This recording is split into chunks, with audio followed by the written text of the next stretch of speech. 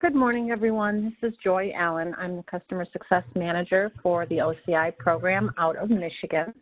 And I'd like to welcome all of you to today's call. We have an exciting session for this week's webinar on the administration and upgrading of OCI. Miles Neep out of Amsterdam is going to be presenting for us today. We will record the session, so seeing as you've joined, you will receive a copy of the recording afterwards. And Miles, I'd like to thank you for taking your time and demonstrating your expertise to everyone on the call, and I'll turn it over to you at this point. No problem, thank you. So as Joy mentioned, my name is Miles Kneep. I'm a success manager based here in Amsterdam. Previously, I've worked for NetApp for about 4.5 years in the support organization, so I may have a few asides here and there along the way regarding gotchas during the upgrade process and things to keep an eye out for. As you mentioned, we'll be discussing upgrades, patches, service packs, and some of the things that come with that, so that hopefully you have a little bit more context around when to follow a service pack versus an upgrade and things of that nature. So moving into that, some of the challenges you may face today are ensuring that you have the latest features. OCI and actually just all software in general typically have a very, very rapid development cycle. So feature releases that used to take 6 months or a year or something like that for something to become available now come out at a much more rapid pace. Staying abreast of that I find is a little bit difficult. Luckily within OCI there's a check for updates feature, which we'll go through here in a moment. And also you may come across, since things are much more rapid also on your vendor side, new firmware that comes out for ONTAP or VMAX or whatever it may be, may have new features, which may result in new APIs, which then result in changes in how OCI has to do monitoring. And then, of course, there's always the concern of security, where you have to keep in mind changes in TLS. We all remember things like Heartbleed, and a myriad of other things. So, moving into the agenda, we'll first discuss releases and versioning, just so you have some context about what something like 7.3.2 means versus 7.3.0.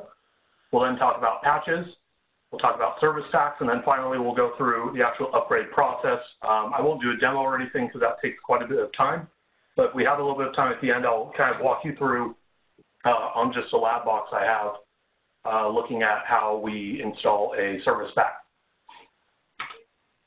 So first, I think let's begin with versioning, just so you know what you're looking at when you go to the support site. This is all defined on the support site as well, but when you're just kind of in the moment looking at your OCI server, some of this may not be top of mind. So kind of looking at what makes a release, you have two major categories. You have a first customer ship, or FCS, which every single release starts out as that. And our general guidance would be to, if you're looking for a new functionality or a new feature or the latest security updates, things like that, you should always be targeting the latest FCS version. Outside of that, we have what's called general availability. These are products that have been around for 4 to 6 months, maybe even a little bit longer, that have a very, very large install base because they've been around and they've sort of passed sort of what I guess you could call a soak test. Something to keep in mind, though, is that if a minor release were to come out after, we'll just say 7.3.0 comes out, and then 7.3.1 comes out 4 months later, 7.3.0 may never actually achieve general availability because the uptake on the new maintenance release is more rapid. So just because you don't see something that says general availability on the support site doesn't mean that it's not safe to use, just something to kind of keep in mind.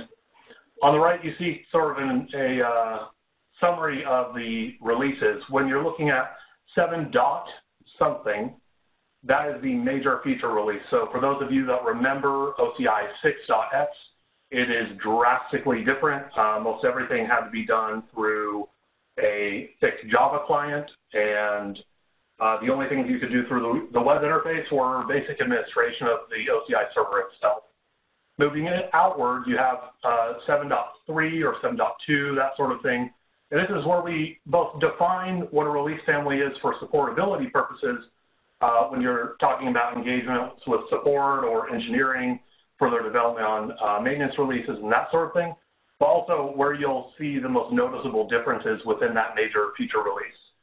So as an example, moving from 7.2 to 7.3, there's a drastic change in the capabilities of OCI, looking at the amount of performance data we retain, looking at capabilities with API, and the list kind of goes on. Beyond that, you then have the maintenance release families. So for this example, 7.3.2 or 7.3.1, which will sometimes have small feature additions, but typically it's all going to be about ensuring stability, building out security, just hardening in general, or adding compatibility for new data source microcode versions. So coming back to my example from earlier, where you might be looking at ONTAP 8.3.2, and then you upgrade to 9.3 if you're on a really old maintenance release. The old maintenance release of OCI may not know how to handle APIs. And so this is the perfect example of when looking at upgrading to the newest maintenance release is applicable. And then lastly, we have the service pack, which is really, it's primarily just a roll-up of fixed problems with data source monitoring that engineering has put together. And you should normally target this when you cannot immediately upgrade to the latest maintenance release. So I know some standards or policies within organizations may require you to, for example, not upgrade to the newest version, but made a second newest version. So in that case, this might be OCI 7.3.1. So in that case, you would go upgrade to that, and then you would install the latest service pack, and that's perfectly fine as well. So looking at supportability, what you can see here is a definition from the support site. You have a pretty broad window for full support. This would include being able to engage NetApp support, being able to ask for a root cause analysis on something that has gone amiss, and the software is available for download on the website. And as I mentioned, you have maintenance updates and service packs available through that. Once something enters limited support, it's no longer directly available on the support site. I think you can scroll to the bottom and search that version specifically, but generally I would not advise doing that. There are no further maintenance updates, there are no service packs, and patches are an impossibility. Looking at that, on the right here, you'll see sort of a definition of what's under full support currently, what's under limited support, and then what we simply do not support at all anymore. Something to keep in mind is if you're on, for example, 7.2.3, and you run into an issue with a data source, you can, by all means, engage NetApp support. They can help, solve the issue if it's related to configuration or environment or even something within OCI stability or something. But if it does require looking at code and then making a change at that level, almost always you will have to upgrade to the latest maintenance release, if not the latest service pack. And the reason for that is just that there's so many different microcode versions for all these data sources that it's best to always be on the latest one for the sake of stability. Because if you make a change on one that's much older, a OCI release that's much older, you may not always get the same exact outcome. So for the sake of consistency, that's generally our requirement. So with that in mind, any questions before I move on to patches?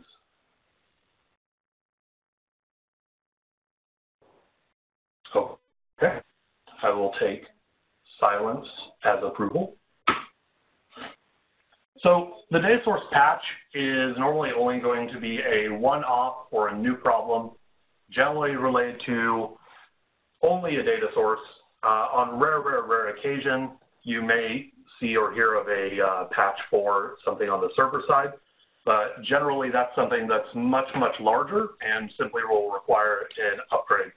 So what I have here is sort of an example of theoretically kind of the cycle that you may run into where you might need a patch. So you've upgraded the firmware on storage that you're monitoring. You notice that there's something not working. Maybe we fail inventory. Maybe we succeed, but we see that there's some missing data or something like that. So at that point, you change your configuration.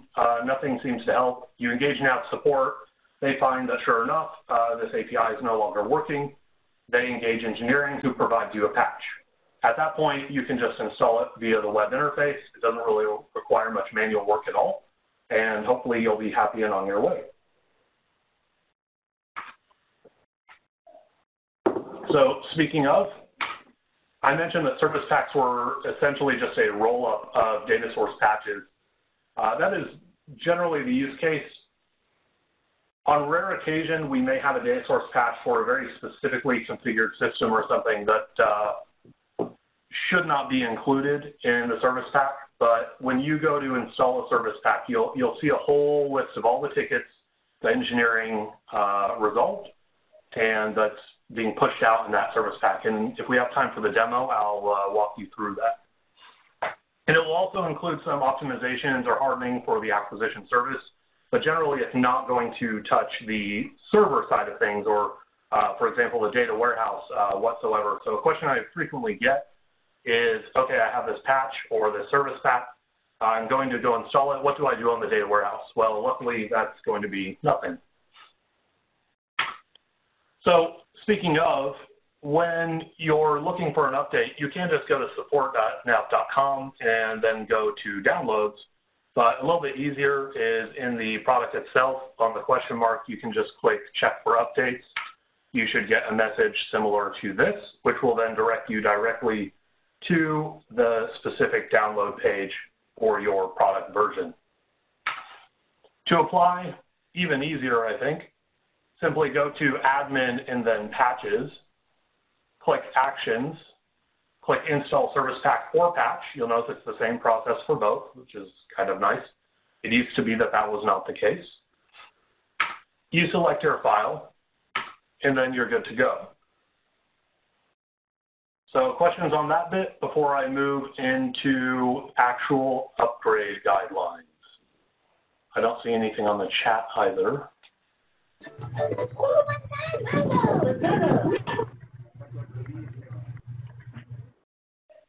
Looks like no. Okay. I will move on.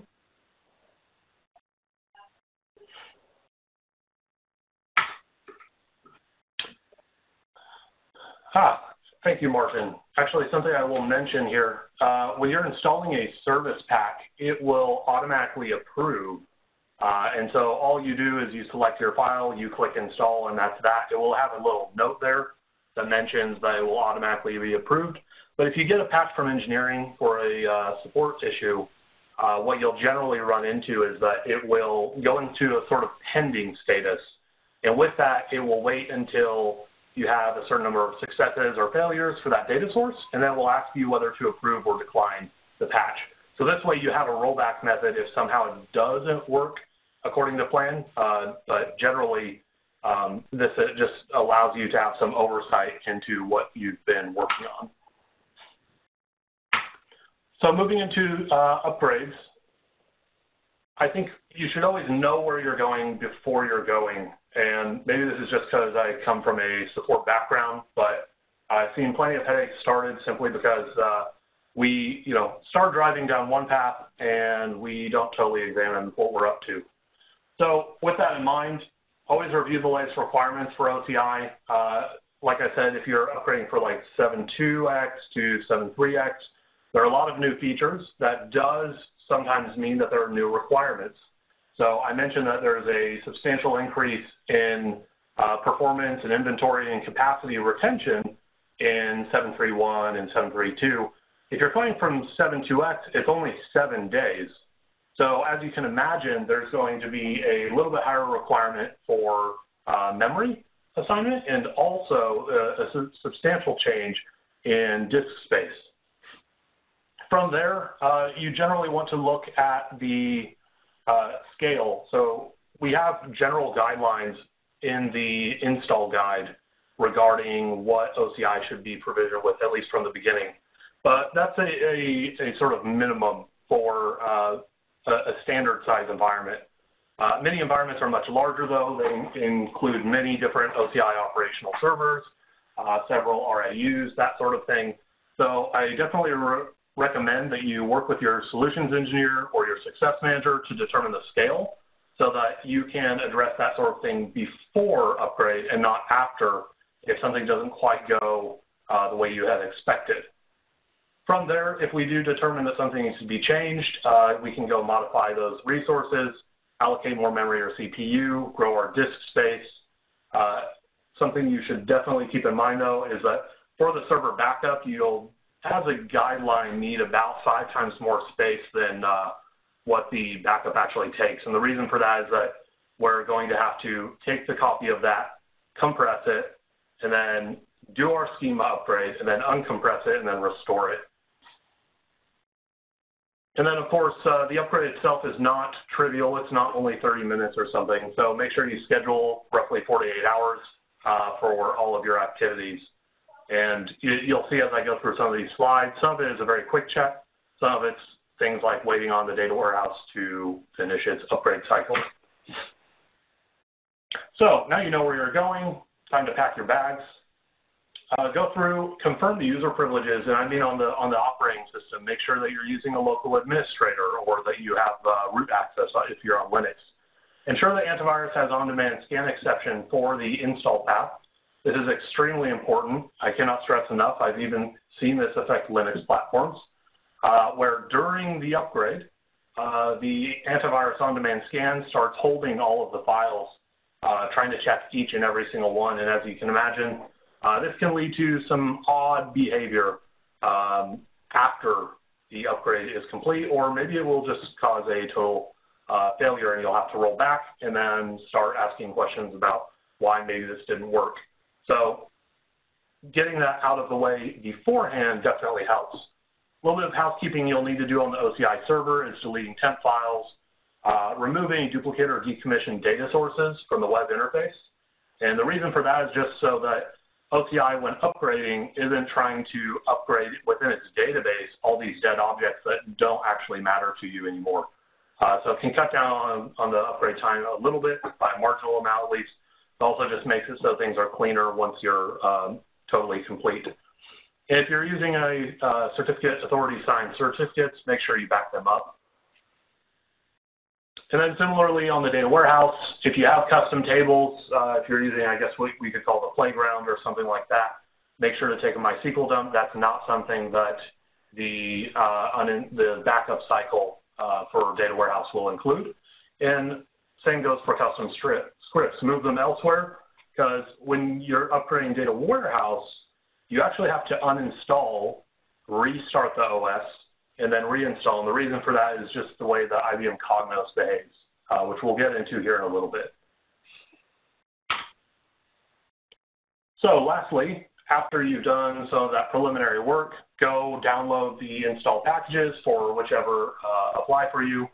I definitely recommend checking the MD5 sum once you have it on the system that you'll be upgrading. I've seen many, many times where again, maybe a virus scanner or something while copying decided to do a read, didn't release something properly, and now we have a headache.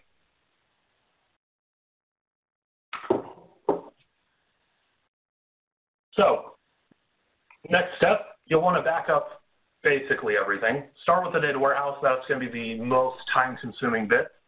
It also will do ETL overnight typically, at least by default. So if you're starting this in the morning, that should be perfect. Next, back up your OCI server. There will be a few different components that you need to back up, one being the security admin configuration and the actual server. And make sure to put those things elsewhere so that if it's, again, with the upgrade, if it's just in the install path, there's a chance that you could lose that, especially if something were to go amiss. Next, you'll back up the data warehouse and RAU security configuration. That's fairly straightforward, and you only have to do this if you're actually using that feature. And then last, I recommend backing up custom reports. I will mention that the data warehouse backup does include that, but if you were to run into an issue with restore, we could still at least then restore the data that was in the data warehouse backup and then manually import the reports as a sort of a worst case. So you don't have to revert everything, just something that makes it a little bit easier. And then next step, you'll actually go through and do the upgrade process. So I recommend kick off an ASAP Let me just quickly walk through that if you haven't seen it.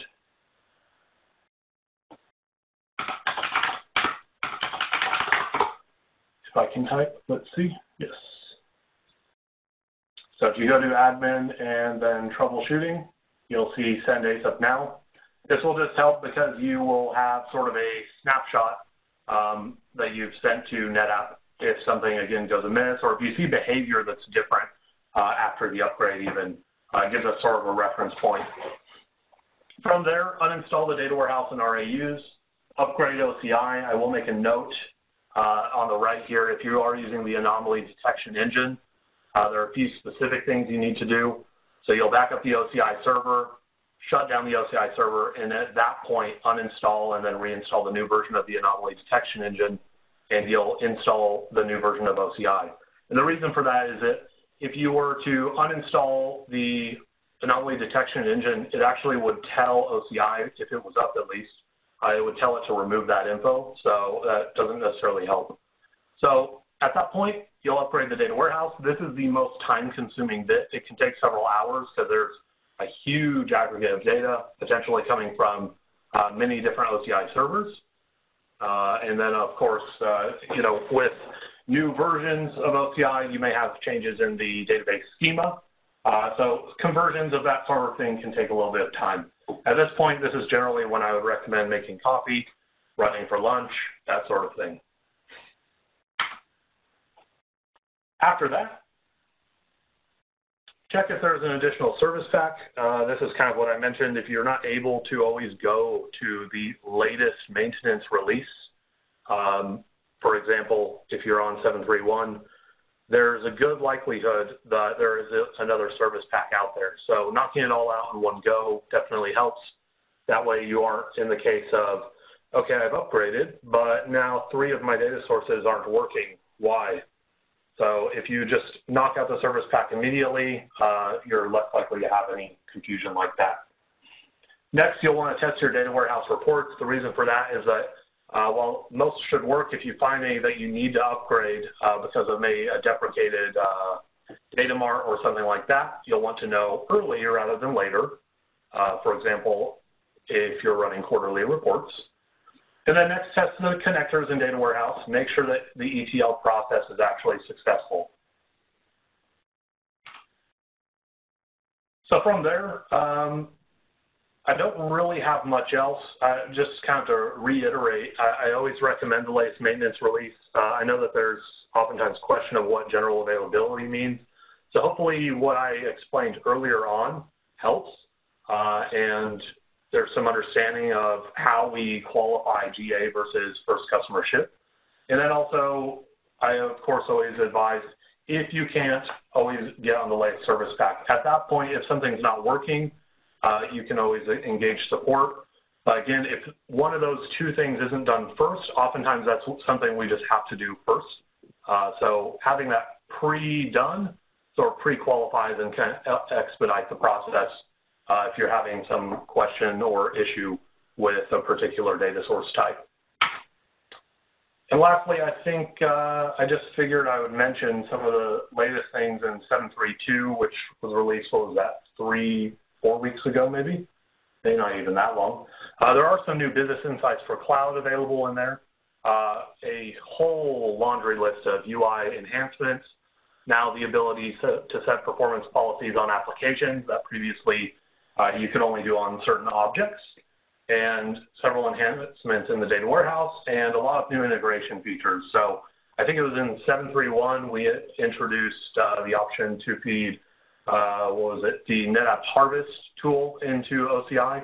Now there's also the plugin for CollectD, which works with a huge list of other applications and operating systems and that sort of thing. Any other questions, feedback?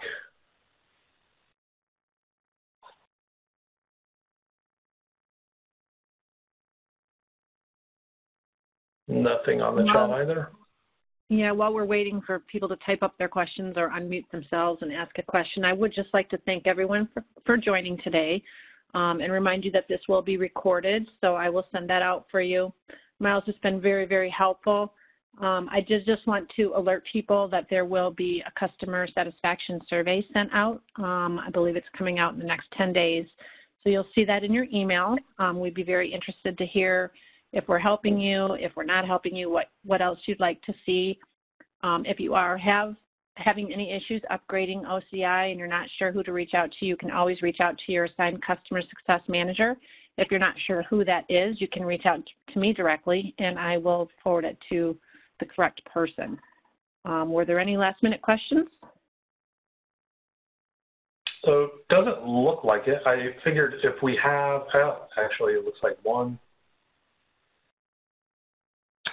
Alexander asks, if I upgrade OCI to the latest version, do I need to apply the patch of the previous version? Generally, that will not be the case. Normally, that patch would be rolled into the new maintenance version. The exception there is if support were to tell you it is explicitly only for that one because of some one-off issue that's more, say, environmental, not something we need to fix in OnCommand Insight. Does that answer your question? Yep, thank you. Okay, great. So I think we have maybe 1 or 2 more minutes, so I thought maybe I would walk through on my demo system here just what upgrading a service pack looks like.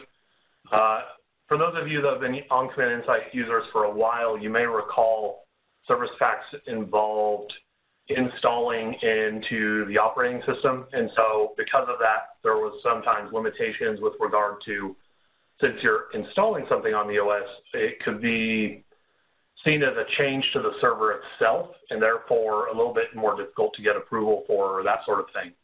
So now it's a little bit easier though. You simply go to the web interface, click patches, install your service pack or patch, choose your file, select and open.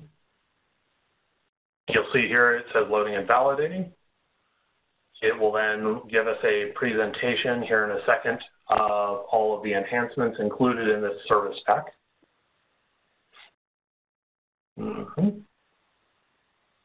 And here's our list. So improved support for all of these. A whole bunch of issues addressed as well for myriad data sources. Again, most of these come out of changes in firmware on what we're pulling, that sort of thing, or maybe new security requirements. So we have to contact that particular device with a different cipher suite or something like that. You then click next. You can see it says it will be approved automatically. This is what Martin mentioned to me earlier. Whereas if it was a patch, it would just take you to finish. So we then click finish and it will install. And this may take a while, so I'll leave it at that.